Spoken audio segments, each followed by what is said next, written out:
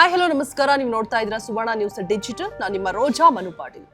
ಸದ್ಯಕ್ಕೆ ಸಾಕಷ್ಟು ಚರ್ಚೆ ಆಗ್ತಾ ಇರುವಂತಹ ವಿಚಾರ, ಸಿಕ್ಕಾಪಟ್ಟೆ ಒಂದು ರೀತಿಯಾಗಿ ಡಿ ಬಾಸ್ ಫ್ಯಾನ್ಸ್ಗೆ ಒಂದು ಭರವಸೆ ನಂಬಿಕೆ ಇತ್ತು. ನಾಗೇಂದ್ರ ಅವರು ರೀಸೆಂಟ್ಲಿ ಯಾವಾಗ ಒಂದು ಬೇಲ್ ಸಿಕ್ಬಿಟ್ಟು ಆಚೆ ಬಂದರು. ಸೊ ಡಿ ಕೆ ಶಿವರ್ ಎಲ್ಲೇ ಹೋದ್ರು ಬಂದರೂ ಕೂಡ ಒಂದು ಕೂಗನ್ನು ಕೂಗ್ತಾ ಇದ್ರು, ಡಿ ಬಾಸ್ ಅಂತ ಹೇಳಿಬಿಟ್ಟು.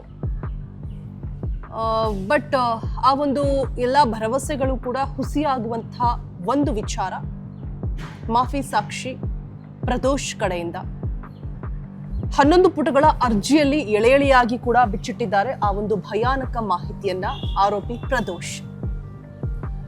59ನೇ CCH ಕೋರ್ಟ್ಗೆ ಸಲ್ಲಿಸಲಾಗಿರುವಂತಹ ಒಟ್ಟು 11 ಪುಟಗಳ ಅರ್ಜಿ. ಆ ಅರ್ಜಿಯಲ್ಲಿ ಕಂಪ್ಲೀಟ್ ಕೃತ್ಯದ ಬಗ್ಗೆ ಮಾಹಿತಿಯನ್ನ ಬಿಚ್ಚಿಟ್ಟಿದ್ದಾರೆ. ಸೊ ಇದು ದರ್ಶನ್ಗೆ ಸಂಕಷ್ಟವನ್ನ ಉಂಟು ಮಾಡ್ತಾ ಇದೆ. ಡಿ ಬಾಸ್ ಫ್ಯಾನ್ಸ್ ಕೂಡ ಬೇಸರದಲ್ಲಿದ್ದಾರೆ. ದರ್ಶನ್ ಭಯ ಹುಟ್ಟಿಸುವಂತಹ ದರ್ಶನ್ಗೆ ಈ ಒಂದು ಮಾಫಿ ಸಾಕ್ಷಿಯಿಂದಾಗಿ ರೇಣುಕಾಸ್ವಾಮಿ ಕೊಲೆ ಪ್ರಕರಣದಲ್ಲಿ 14ನೇ ಆರೋಪಿ ಮತ್ತೆ ದರ್ಶನ್ ಆಪ್ತ ಪ್ರದೋಷ್ ಇವರು ಕೋರ್ಟ್ಗೆ ಅರ್ಜಿಯನ್ನ ಸಲ್ಲಿಕೆ ಮಾಡಿರ್ತಾರೆ. ಮಾಫಿ ಸಾಕ್ಷಿಯ ವಿಚಾರವಾಗಿ 11 ಪುಟಗಳ ಅರ್ಜಿ. ಸೊ ಹೀಗಾಗಿ ಎಲ್ಲೋ ಒಂದು ಕಡೆ ಇದ್ದಂತಹ ಭರವಸೆ, ಬೇಲ್ ಎಲ್ಲವೂ ಕೂಡ ರದ್ದಾಗುವಂತಹ ಸಾಧ್ಯತೆಗಳು. ಈಗ ಆಲ್ರೆಡಿ ಬೇಲ್ ಕ್ಯಾನ್ಸಲ್ ಆಗಿದೆ ಅಂಡ್ ಸಿಕ್ಕಾಪಟ್ಟೆ ಸಂಕಷ್ಟದಲ್ಲೂ ಕೂಡ ಇದ್ದಾರೆ. ಒಂದಷ್ಟು ಕಾರಣಗಳನ್ನ ಕೊಟ್ಟು, ರೀಸನ್ಸ್ ಅನ್ನ ಕೊಟ್ಟು ಬೇಲ್ ಸಿಕ್ತು, ಆಚೆ ಬಂದ್ರು. ಸಿನಿಮಾ ರಿಲೀಸ್ ಸಂದರ್ಭದಲ್ಲಾಗಿರ್ಬೋದು, ಆ ಹಿಂದೆ ಬೆನ್ನು ನೋವಿನ ಒಂದಷ್ಟು ರೀಸನ್ಸ್ ಕೊಟ್ಟಾಗಿರ್ಬೋದು. ಬಟ್ ಈಗ ಎಲ್ಲೋ ಒಂದು ಕಡೆ ಈ ಒಂದು 11 ಪುಟಗಳ ಅರ್ಜಿಯಿಂದಾಗಿ ತುಂಬಾನೇ ಸಂಕಷ್ಟಕ್ಕೊಳಗಾಗಿರುವಂಥದ್ದು ದರ್ಶನ್. ಅಂಡ್ ಮಾಫಿ ಸಾಕ್ಷಿ ಆಗೋದಕ್ಕೆ ನ್ಯಾಯಾಲಯಕ್ಕೆ ಅರ್ಜಿಯನ್ನ ಸಲ್ಲಿಸಿರುವಂತಹ ಪ್ರದೋಷ್ ಪಶ್ಚಾತ್ತಾಪಕ್ಕೊಳಗಾಗಿ, ಅಂದ್ರೆ ಮಾಫಿ ಸಾಕ್ಷಿ ಅಂತ ಹೇಳಿದ್ರೆ ನಿಮಗೆಲ್ಲ ಗೊತ್ತಿರೋ ಹಾಗೆ ಆ ಒಂದು ಪಶ್ಚಾತ್ತಾಪಕ್ಕೆ ಒಳಗಾಗಿ ಆ ಆರೋಪಿ ತನ್ನ ಶಿಕ್ಷೆಯ ಅವಧಿಯನ್ನ ಕಡಿಮೆ ಮಾಡಿಕೊಳ್ಳುವಂತಹ ಒಂದು ನಿಟ್ಟಿನಲ್ಲಿ ಸಲ್ಲಿಸುವಂತಹ ಒಂದು ಅರ್ಜಿ.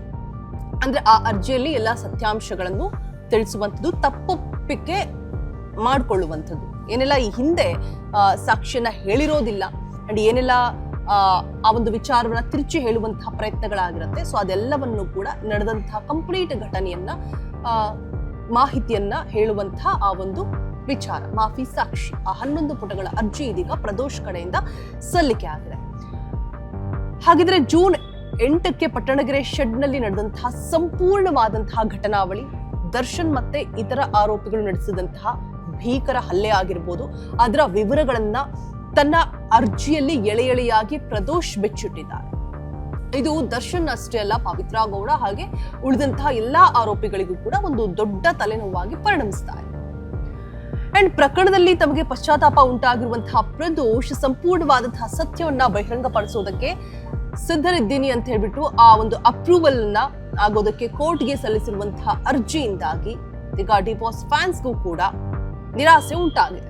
ಇಲ್ಲ ಒಂದ್ ಕಡೆ ಆಚೆ ಬರ್ಬೋದೇನೋ, ಡಿ ಕೆ ಶಿ ಎಲ್ಲೇ ಸಭೆ ಸಮಾರಂಭಗಳಿಗೆ ಹೋದ್ರು ಕೂಡ ನನಗೆ ಆಲ್ರೆಡಿ ಹೇಳಿದಾಗೆ ಒಂದು ಕೂಗ್ತಾ ಇದ್ರು ದರ್ಶನ್ ಡಿ ಬಾಸ್ ಅಂತ ಹೇಳ್ಬಿಟ್ಟು.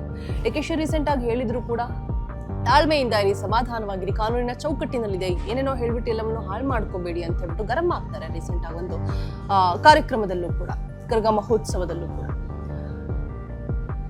ಸೊ ಅದರ ಬೆನ್ನಲ್ಲೇ ಆಗಿರುವಂತ ಬಹುದೊಡ್ಡ ಬೆಳವಣಿಗೆ ಇದು. ಅಂಡ್ ಯಾರು ಕೂಡ ಊಹಿಸಿರ್ಲಿಲ್ಲ ಪ್ರದೋಷ್ ಮಾಫಿ ಸಾಕ್ಷಿಯನ್ನ ಅರ್ಜಿಯನ್ನ ಸಲ್ಲಿಕೆ ಮಾಡ್ತಾರೆ ಅಂತ ಹೇಳ್ಬಿಟ್ಟು. ಗೊತ್ತಿಲ್ಲ ಇನ್ನು ಮುಂದೆ ಯಾವೆಲ್ಲ ತಿರುವುಗಳನ್ನ ಪಡೆದುಕೊಳ್ಬಹುದು ಈ ಒಂದು ರೇಣುಕಾಸ್ವಾಮಿಯ ಹತ್ಯೆ ಪ್ರಕರಣ, ಇನ್ನು ಯಾವೆಲ್ಲ ಸವಾಲುಗಳು, ಚಾಲೆಂಜಸ್ ದರ್ಶನ್ಗೆ ಎದುರಾಗಬಹುದು, ಇಕ್ಕಟ್ಟಿಗೆ ಸಿಲುಕಿಸುವಂತಹ ಸಾಕ್ಷಿಗಳು ಎದುರಾಗಬಹುದು ಅಂತ ಹೇಳ್ಬಿಟ್ಟು. ಅಂಡ್ ಪ್ರದೋಷ್ ಆ ಒಂದು ಅರ್ಜಿ ಸಲ್ಲಿಕೆ ಮಾಡಿದ್ರಲ್ವಾ, ಅದರಲ್ಲಿ ಕಂಪ್ಲೀಟ್ ಆಗಿ ದರ್ಶನ್ ಎಲ್ಲಿ ಪರಿಚಯವಾದ್ರು, ಹೇಗೆ ಸ್ನೇಹಾಂಕುರವಾಯಿತು, ಎಲ್ಲವನ್ನು ಕೂಡ ಎಳೆಯಾಗಿ ಆ ಒಂದು ಅರ್ಜಿಯಲ್ಲಿ ಉಲ್ಲೇಖ ಮಾಡಿದ್ದಾರೆ. 2003ರಲ್ಲಿ ಜಯನಗರದ ನ್ಯಾಷನಲ್ ಕಾಲೇಜ್ನಲ್ಲಿ ಕ್ರಿಕೆಟ್ ಆಡುವಂತಹ ಸಂದರ್ಭದಲ್ಲಿ ದರ್ಶನ್ ಮತ್ತೆ ಪ್ರದೋಷ್ ಇಬ್ಬರಿಗೂ ಕೂಡ ಮುಖಾಮುಖಿ ಆಗುತ್ತೆ, ಪರಿಚಯವಾಗುತ್ತೆ. ಅದಾದ ನಂತರ ಆ ಪರಿಚಯ ಸ್ನೇಹಕ್ಕೆ ತಿರುಗುತ್ತೆ. ಎಷ್ಟರ ಮಟ್ಟಿಗೆ ಅಂತ ಹೇಳಿದ್ರೆ, ದರ್ಶನ್ ಮನೆಯಲ್ಲಿ ನಡೆಯುವಂತಹ ಸಭೆ ಸಮಾರಂಭಗಳು, ಕಾರ್ಯಕ್ರಮಗಳು, ಫಂಕ್ಷನ್ಸ್ ಏನೇ ಇರ್ಬೋದು ಎಲ್ಲದಕ್ಕೂ ಕೂಡ ಇನ್ವೈಟ್ ಮಾಡ್ತಾ ಇರ್ತಾರಂತೆ ದರ್ಶನ್ ಪ್ರದೋಷ್. ಸೊ ಅಲ್ಲಿ ಆ ಸ್ನೇಹ ಇನ್ನೂ ಗಟ್ಟಿ ಆಗ್ತಾ ಹೋಗುತ್ತೆ, ಎಲ್ಲವನ್ನು ಕೂಡ ಅಟೆಂಡ್ ಮಾಡ್ತಾ ಇರ್ತಾರೆ ಪ್ರದೋಷ್, ಅದನ್ನು ಕೂಡ ಉಲ್ಲೇಖ ಮಾಡಿದ್ದಾರೆ. ಅಂಡ್ ಆ ಘಟನೆ ನಡೆದಂತಹ ಆ ದಿನ ಏನಾಯ್ತು, ದರ್ಶನ್ ಮನೆಗೆ ಹೋಗಿರ್ತಾರೆ. ಅದಾದ ನಂತರ ಜಿಮ್ ನಲ್ಲಿ ಟ್ರೈನರ್ ಜೊತೆಗೆ ವರ್ಕೌಟ್ ಮಾಡ್ತಾ ಇರುವಂತಹ ಸಂದರ್ಭದಲ್ಲಿ ಪ್ರದೋಷ್ ಕೂಡ ಅಲ್ಲಿ ಇರ್ತಾರೆ. 2024 ಜೂನ್ 8 ಬೆಳಗ್ಗೆ ಆಗಿರುವಂತಹ ಘಟನೆಯನ್ನ ಎಕ್ಸ್ಪ್ಲೈನ್ ಮಾಡ್ತಾ ಹೋಗಿದ್ದಾರೆ. ಸ್ವಲ್ಪ ಸಮಯ ಆ ಜಿಮ್ ನಲ್ಲಿ ಪ್ರದೋಷ್ ದರ್ಶನ್ ಜೊತೆಗೆ ಕಾಲವನ್ನು ಕೂಡ ಕಳೀತಾರೆ. ಅಲ್ಲಿಂದ ಮನೆಗೆ ಇನ್ನೇನು ವಾಪಸ್ ಆಗಬೇಕು ಅನ್ನುವಂತಹ ಸಂದರ್ಭದಲ್ಲಿ ದರ್ಶನ್ ಪ್ರದೋಷ್ಗೆ ಹೇಳ್ತಾರೆ, ಮಧ್ಯಾಹ್ನ 2 ಗಂಟೆಗೆ ಒಂದು ಪಾರ್ಟಿ ಇದೆ ಅಂತ ಹೇಳ್ಬಿಟ್ಟು ಆ ಪಾರ್ಟಿಗೆ ಪ್ರದೋಷನ್ನ ಇನ್ವೈಟ್ ಮಾಡ್ತಾರೆ. ಸೊ ಎಲ್ಲಿ? ಆರೋಪಿ ಸಂಖ್ಯೆ 10 ವಿನಯ್ ಒಡೆತನದ ಸ್ಟೋನಿ ಬ್ರೋಕ್ಸ್ ರೆಸ್ಟೋರೆಂಟ್ ಏನಿದೆ ಆ ರೆಸ್ಟೋರೆಂಟ್ಗೆ ಹೋಗೋಣ, ಮಧ್ಯಾಹ್ನ 2 ಗಂಟೆಗೆ ಅಲ್ಲಿ ಪಾರ್ಟಿ ಇದೆ ಅಂತ ಹೇಳ್ಬಿಟ್ಟು ಪ್ರದೋಷ್ಗೆ ದರ್ಶನ್ ಇನ್ವೈಟ್ ಮಾಡ್ತಾರೆ ಪಾರ್ಟಿಗೆ. ಮಧ್ಯಾಹ್ನ ಸರಿಸುಮಾರು 12:30 ಅಷ್ಟೊತ್ತಿಗೆ ಎಲ್ಲ ರೆಸ್ಟೋರೆಂಟ್ಗೆ ಹೋಗಿ ತಲುಪ್ತಾರೆ. ಅಂಡ್ ರೆಸ್ಟೋರೆಂಟ್ ಮಾಲೀಕರಾದಂತಹ ವಿನಯ್ ಆಗಿರ್ಬೋದು ಮತ್ತೆ ಕನ್ನಡ ಚಿತ್ರನಟ ಯಶಸ್ವಿ ಸೂರ್ಯ ಇಬ್ರು ಕೂಡ ಆಲ್ರೆಡಿ ಅಲ್ಲಿ ಪ್ರೆಸೆಂಟ್ ಇರ್ತಾರೆ, ಇವರು ಹೋಗೋದಕ್ಕಿಂತ ಬಿಫೋರ್ ದಟ್. ಅಂಡ್ ಅಲ್ಲಿಂದ ಟೆರೆಸ್ಗೆ ಹೋಗ್ಬಿಟ್ಟು ಅಲ್ಲಿ ದರ್ಶನ್, ನಾಗರಾಜ್ ಮತ್ತೆ ಯಶಸ್ವಿ ಸೂರ್ಯ ಮತ್ತೆ ವಿನಯ್ ಒಟ್ಟಿಗೆ ಕುಳಿತುಕೊಂಡು ಮಾತನಾಡ್ತಾ ಇರ್ತಾರೆ. ಅಲ್ಲಿ ನಟ ಚಿಕ್ಕಣ್ಣ ಕೂಡ ಇರ್ತಾರೆ, ಪ್ರೆಸೆಂಟ್ ಇರ್ತಾರೆ ಅನ್ನುವಂಥದ್ದು ಕೂಡ ಆ ಅರ್ಜಿಯಲ್ಲಿ ಉಲ್ಲೇಖ ಮಾಡಿದ್ದಾರೆ ಪ್ರದೋಷ್. ಅಂಡ್ ಅದಾದ್ಮೇಲೆ ಏನಾಗುತ್ತೆ, ಮಧ್ಯಾಹ್ನ ಸರಿಸುಮಾರು 3 ಗಂಟೆಗೆ ಪವಿತ್ರ ಗೌಡ ನಿವಾಸದಲ್ಲಿ ಕೆಲಸ ಮಾಡ್ತಾ ಇದ್ದಂತಹ ಪವನ್ ಆತ ರೆಸ್ಟೋರೆಂಟ್ಗೆ ಆಗಮಿಸ್ತಾನೆ. 3 o'clock ಆಗಿರುತ್ತೆ ಆಫ್ಟರ್ನೂನ್.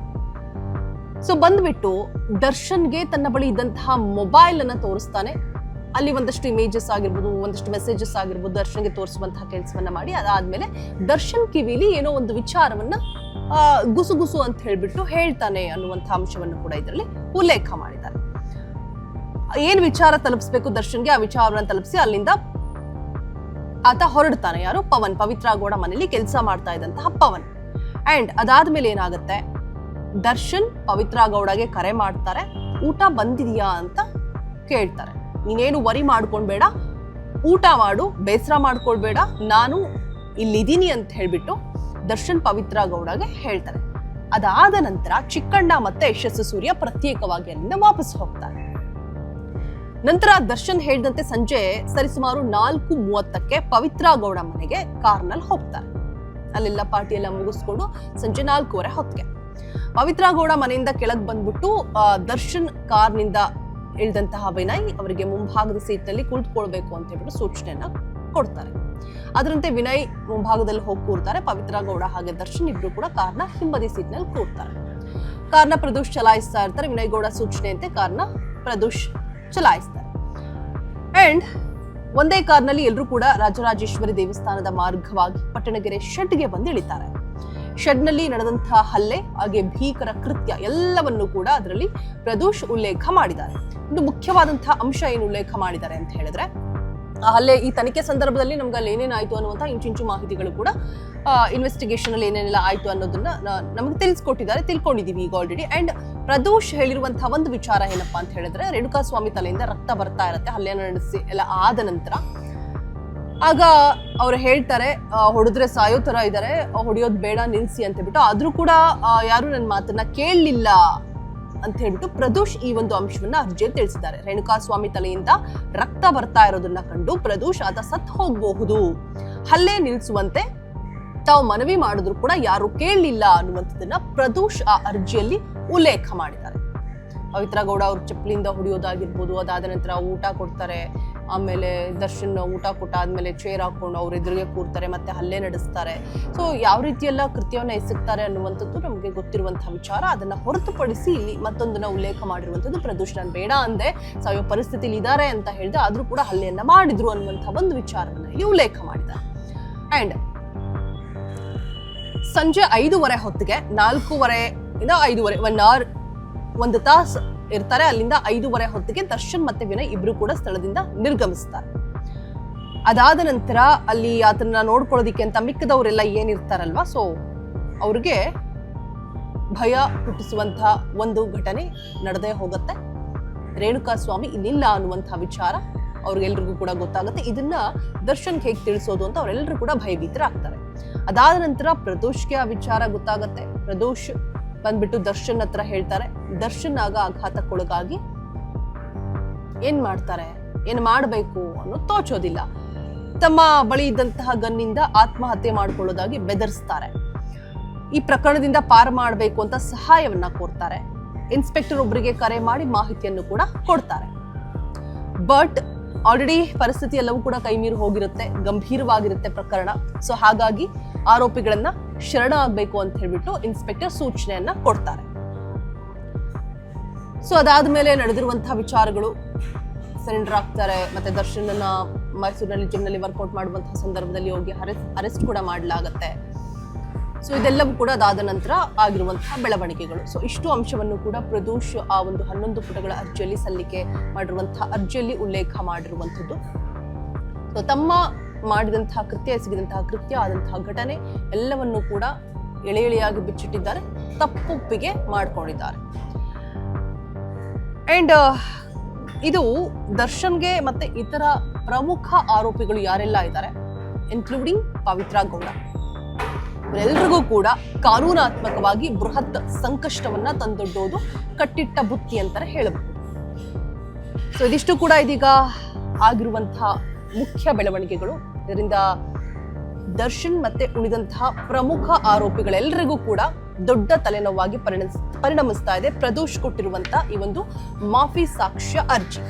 ಸೊ ಕಾದು ನೋಡಬೇಕು ಇನ್ನು ಮುಂದಿನ ದಿನಗಳಲ್ಲಿ ಯಾವೆಲ್ಲ ಅಚ್ಚರಿಯ ಬೆಳವಣಿಗೆಗಳು ಮತ್ತೆ ಇದೇ ರೀತಿಯಾದಂತಹ ಮತ್ತೆ ಮಾಫಿ ಸಾಕ್ಷ್ಯಗಳು ಯಾವೆಲ್ಲ ಹೊರಬೀಳುತ್ತೆ ಅನ್ನುವಂತಹ ಕುತೂಹಲ. ಜೊತೆಗೆ ದರ್ಶನ್ ಈಗ ಆಲ್ರೆಡಿ ಸಂಕಷ್ಟದಲ್ಲಿದ್ದಾರೆ, ಮುಂದೆ ಯಾವೆಲ್ಲ ಸವಾಲುಗಳನ್ನ, ಚಾಲೆಂಜಸ್ ಅನ್ನ ಎದುರಿಸಬೇಕಾಗತ್ತೋ ಅನ್ನುವಂತಹ ಒಂದಷ್ಟು ಭಯ.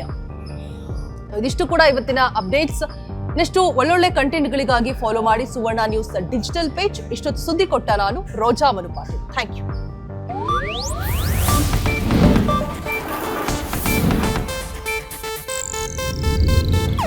ಇದು ಏಷ್ಯಾನೆಟ್ ನ್ಯೂಸ್ ನೆಟ್ವರ್ಕ್ ಪ್ರಸ್ತುತಿ.